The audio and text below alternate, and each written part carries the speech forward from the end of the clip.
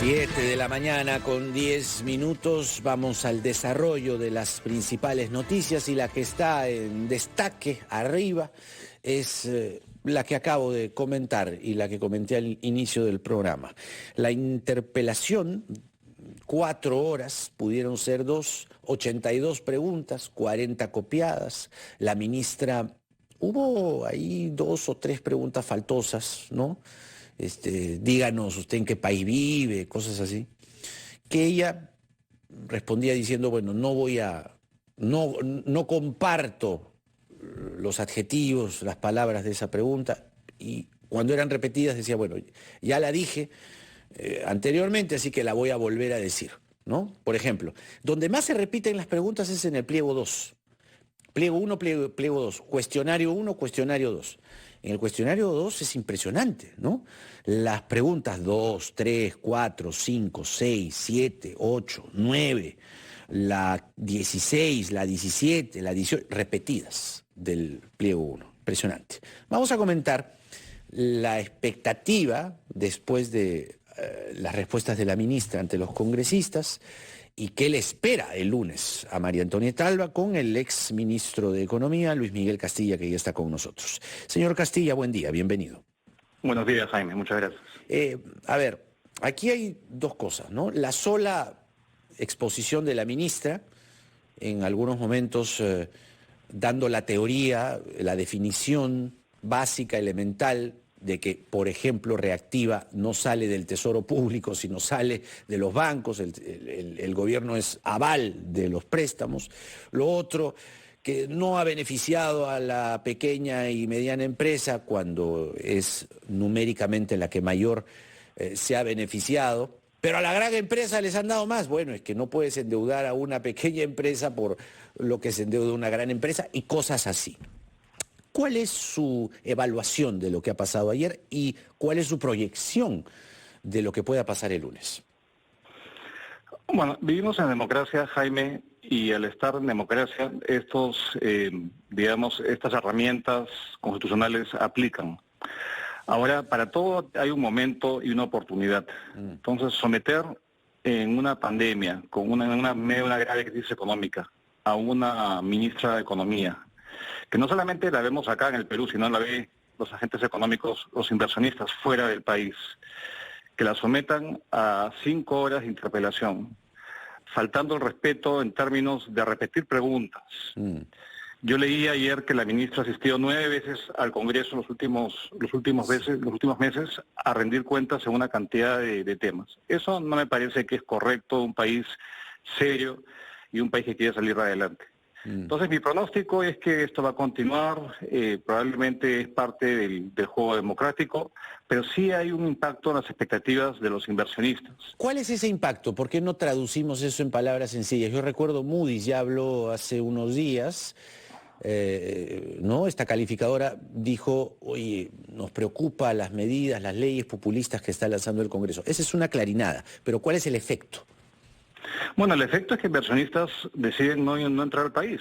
Entonces, el proyecto de presupuesto estima, por ejemplo, que la inversión privada se va a recuperar, digamos, en 20% el año entrante, en medio de un año preelectoral. Entonces, si la encargada de conducir la economía del país la están poniendo en jaque para que básicamente retroceda en ciertas medidas que al Congreso no le parece, por ejemplo, el observar la ley de la ONP u otras, la ley de la AFP que se viene también, el retiro del 100%. Entonces, eso hace que los inversionistas sean cautelosos. Y de hecho, si uno lee el informe de las agencias de rating, en ese informe no se cuestiona necesariamente la capacidad de pago de un país. O sea, el Perú va a seguir honrando su deuda, que es lo que usualmente las calificadoras miden. Pero hay un tema institucional, hay un tema de continuidad en las reglas del juego. Y esto obviamente se ve afectado si es que la principal autoridad económica del país la amenazan con censuras que ojalá no prosperen, porque no habrían los votos, pero habría que esperar a ver qué cosa pasa en el Congreso el día lunes. Hay más que evaluar, permítanos 2 minutos que tenemos que ir a la pausa, pero están también no solamente este escenario, ¿no?, de la interpelación y de lo que pueda pasar con la ministra el día lunes, sino las leyes que se están emitiendo y las que se piensa emitir.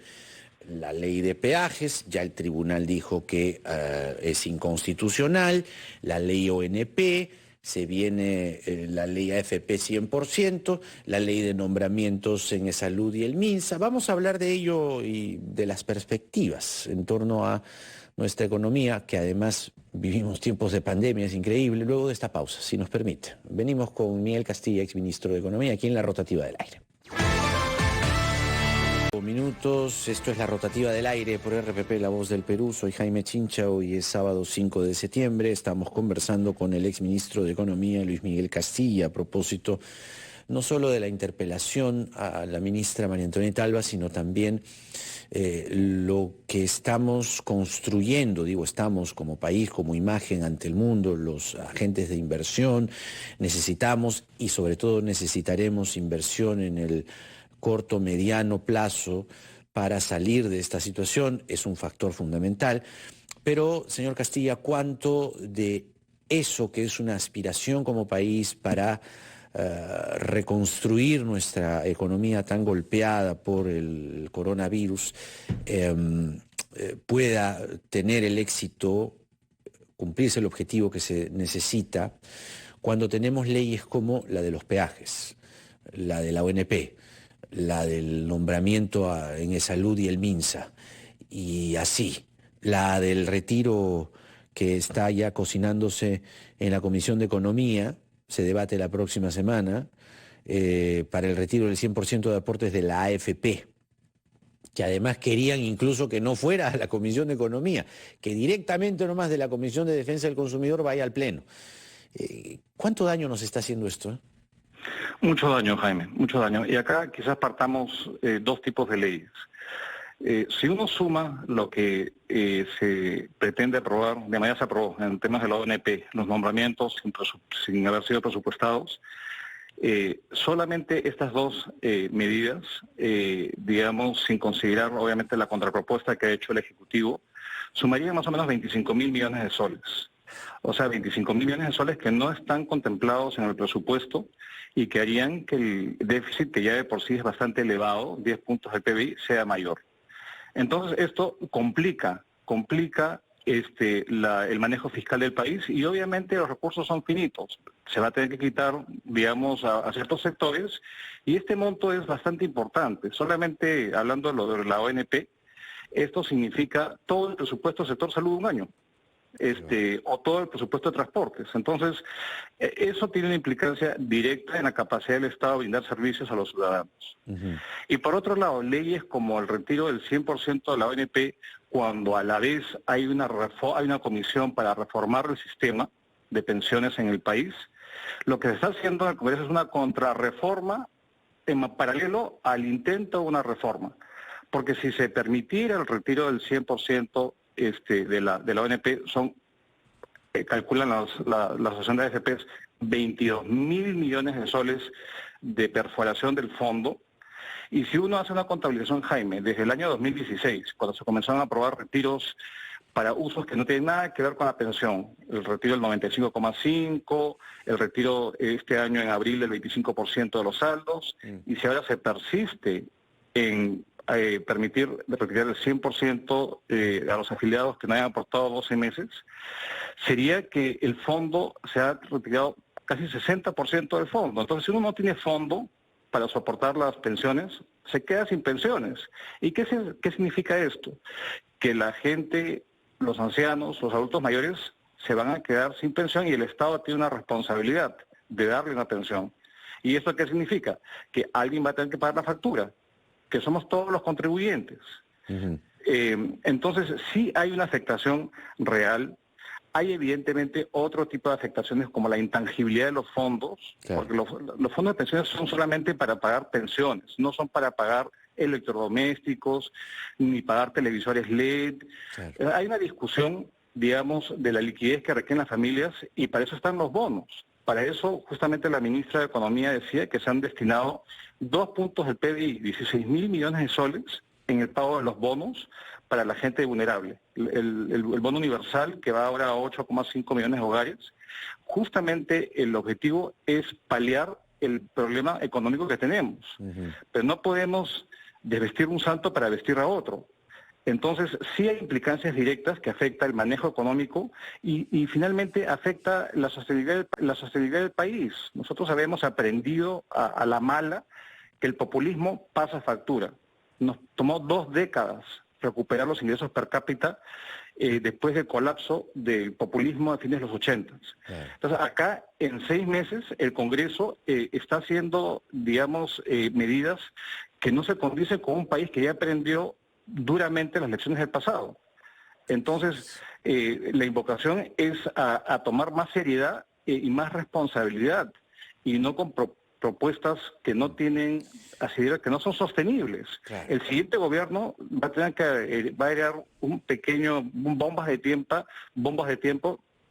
También es un presente griego que se le deja al siguiente gobierno. Además es paradójico porque varias de las bancadas, y no todas las que están actualmente en el Congreso, quieren ser gobierno. De hecho, por eso están haciendo lo que están haciendo. Y se van a encontrar con una situación dramática, trágica. Uno de los que asuma gobierno, que es lo más probable. Pero quería preguntarle sobre la propuesta. A propósito que usted mencionaba sobre la ONP, ¿no? Esta lunática propuesta del retiro del 100% de fondos, cuando no son cuentas individuales, es un fondo único, es un pozo común de donde salen las pensiones. El Ejecutivo, el Gobierno, la ministra de Economía ha dicho: a ver, vamos a hacer una contrapropuesta, ¿no? Entonces, de los 4.700.000 afiliados a la ONP, 1 millón está trabajando, así que ellos no necesitarían estos 4.300 soles, porque están trabajando. 2,5 millones de afiliados recibirán un segundo bono universal. 1.200.000 afiliados se incluyen en el padrón del segundo bono. ¿No es una propuesta, digamos, mucho más centrada frente a la propuesta del Congreso? Y de ser así, ¿tendrá el éxito indicado, no tanto por hacer futurología, sino por lo que esta contrapropuesta está planteando? En la contrapropuesta me parece que es adecuada porque cumple varios requisitos. Uno es que es fiscalmente pagable. Digamos, lo que apunta a esta propuesta de 6 partes que la ministra anunció, cuesta 1.500 millones de soles anuales. Algunos ítems se repiten, pero el grueso es 1.500 anuales y más o menos 10.000 millones en los siguientes 10 años. O sea, eso es manejable. Pensiones escalonadas en función a los años de aporte, un adelanto de pensiones a algunas personas. Yo creo que eso es bueno, entonces eso se cumple. Lo segundo es que se estaría más que duplicando la cobertura, porque según lo que la ministra ha anunciado, habrían potencialmente 1.700.000 pensionistas adicionales que hoy no reciben pensión, que recibirían un pago. Sí. Obviamente se cuestiona 250 soles, 350 soles, pero esa es la realidad de un sistema de reparto, a diferencia de un sistema de capitalización individual donde cada quien aporta su propia cuenta y es en función de ese aporte que uno tiene una pensión mayor o menor. Entonces, yo creo que eso es sostenible. Ahora, con respecto a la pregunta si es que esto se va a aprobar o si es que esto va a hacer que el Congreso reflexione, a ver, me temo, si es que uno ve el pasado, el track record de las últimas veces donde el gobierno ha hecho contrapropuestas, no le ha ido bien. Cuando se hizo el tema del 25%, el decreto de urgencia, el gobierno sacó un decreto de urgencia para sacar algo focalizado y al final el Congreso insistió con su medida y no se aprobó. Cuando se planteó inicialmente, recuerdo, una reforma al sistema previsional y el presidente mandó una propuesta al Congreso, que era una comisión conjunta entre el Ejecutivo y el Congreso la archivó. Entonces, acá me temo que, por lo que he escuchado de algunos congresistas, que están con una agenda electoral bastante clara, y algunas quieren ser presidentes de la República, incluso, como se ha trascendido, es que probablemente insistan con esta ley que es muy popular. O sea, es muy fácil vender ilusiones de pan para hoy y pobreza para más adelante. Entonces, yo diría que mi pronóstico es reservado, ojalá que prime la sensatez, porque efectivamente de algún lado se va a tener que pagar esto, y la propuesta es sensata, capaz se demoró mucho, a lo mejor esta propuesta debió haber sido discutida antes y no llegar a un punto en el cual se aprueba algo y recién el Ejecutivo se pone las pilas. Claro. Luis Miguel Castilla, ex ministro de Economía con nosotros, muchas gracias. Muchas gracias, Jaime, muy amable. Hasta otra oportunidad. Luis Miguel Castilla ha estado con nosotros. Así están las cosas, así están las cosas. Repito entonces, el lunes se tiene que definir la situación de la ministra de Economía. Hay 3 bancadas que ya decidida y abiertamente han dicho vamos por la censura a la ministra de Economía. Pero los votos de esas 3 bancadas no alcanzan para censurarla. Vamos a ver qué dicen Alianza para el Progreso, Fuerza Popular, Acción Popular, el Partido Morado, que también tiene sus divisiones.